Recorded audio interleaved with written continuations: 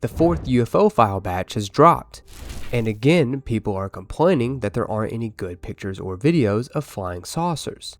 But they're not reading the documents, and if you've been watching my videos on each of the UFO file drops, you know that I'm reading through all of them, and I've been finding some hidden gems. There's so many good pieces of evidence that were released in this fourth batch of files that we'll cover today, such as UFOs at nuclear facilities, connections to Kenneth Arnold's infamous sighting, and Nazi UFOs.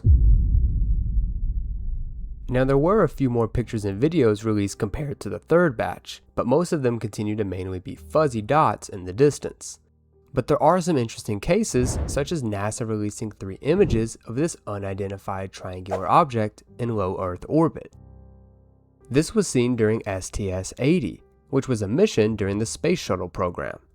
After going to the moon in 1969, where they also saw anomalous objects on the moon, NASA was forced to find a way to reinvent spaceflight in a cheaper and reusable way. This led to the development of the STS, known as the Space Transportation System, and the precursor for the Space Launch System used today in the flights back to the moon and planned missions to Mars. It consists of 2 solid rocket fuel boosters that will splash down into the ocean to be reused, and an external tank full of liquid fuel that would detach and burn up in the atmosphere. Then, the shuttle itself. They were known as flying bricks because the astronauts had only one shot to land since it had minimal fuel. They would joke that any landing that they survived was a good one. NASA released 3 images from STS-80. They are of an unidentified triangular object in low Earth orbit. Now the first obvious explanation seems like space debris, but they reported 2 details that disprove that theory. They mentioned it rotated and tumbled about its major axis, which would be consistent with the behavior of a free-floating object. A free-floating object is something that is not bound to a larger gravitational host, and space debris would be bound by the Earth. The second detail is that if it was just debris, this would have been seen consistently over their 17-day flight and subsequent flights. But it was only seen these 3 times. NASA also released more astronaut medical briefing audios discussing the flashes of light seen inside and outside of the lunar module, which they finalized as just a biological effect where high-energy cosmic rays pass through the eye and strike the retina, causing the perception of light streaks or flashes. This was covered extensively in my videos on the first 2 batches, as many Mercury, Gemini, and Apollo astronauts were all reporting this. There was also another star UFO. Just like how I explained this before, this has to do with the camera lens this was captured on and would not be the actual shape of the object. A peculiarly shaped UFO, almost resembling a balloon. The observer filled out a range Fowler debrief, a standardized reporting form from the Navy that they used to record the circumstances surrounding an unauthorized intrusion into controlled airspace during active military operations, where it was described as a darker maroonish color, 12 to 15 feet in height, and also traveled with the wind. It didn't move or change direction, and appeared to be a deformed balloon. An incredibly fast UFO that once slowed down appears to actually be 2 moving in unison. There was a line of lights that fades out over time, and these look very similar to SpaceX satellite launches, which are also often mistaken for UFOs. And the most popular one of the release is this one.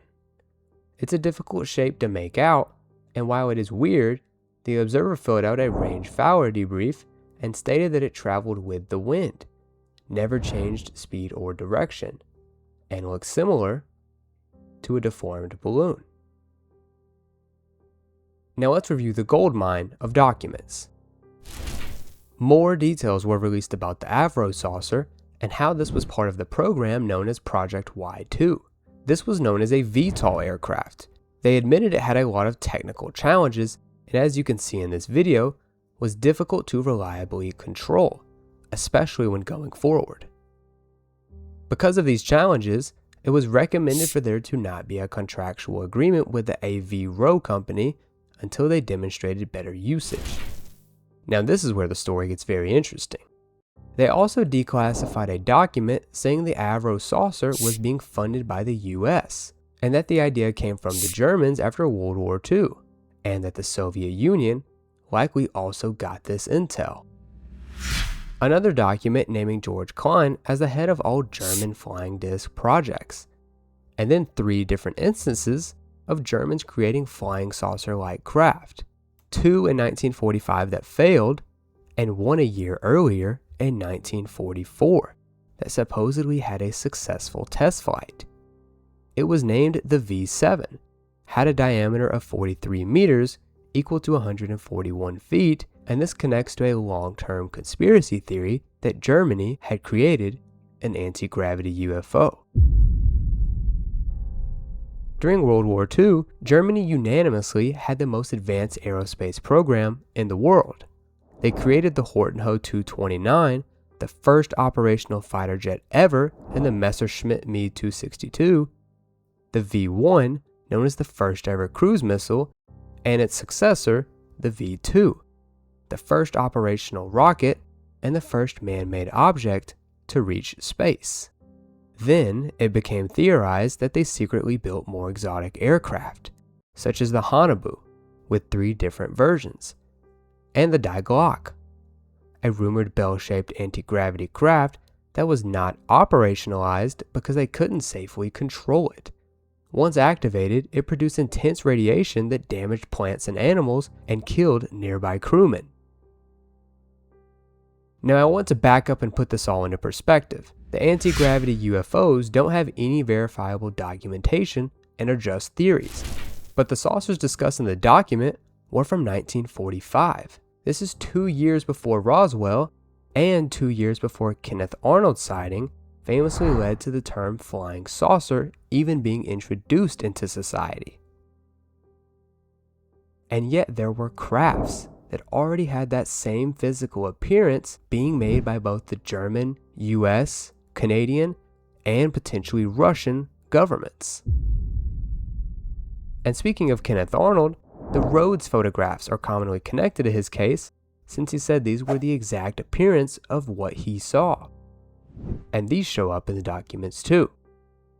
Sightings from Project Sign were released, and in them were the Rhodes photographs. This object was seen by William Rhodes in Phoenix, Arizona on July 7th, 1947, only 2 weeks after Kenneth Arnold.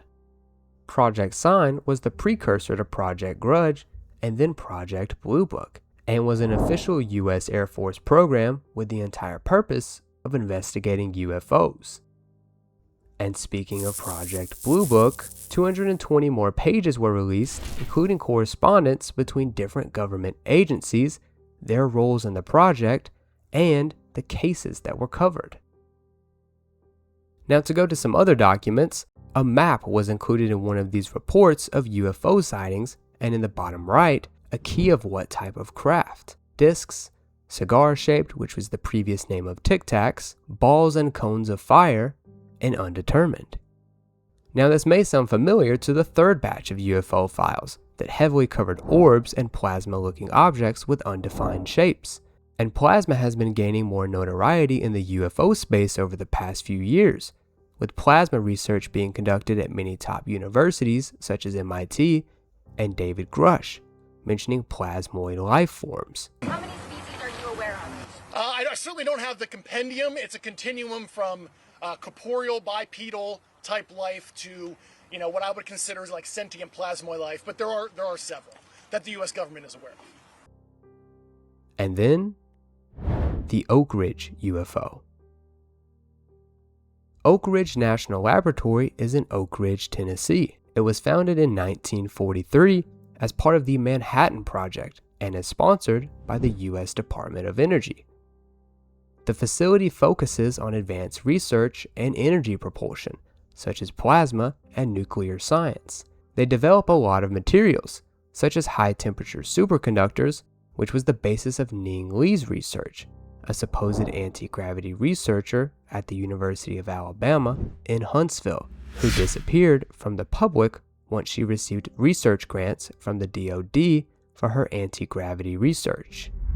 Oak Ridge is on the same level of national security as Los Alamos, regarded as one of the most important facilities in the US, and there's only one US airspace that's more protected, and that's the White House.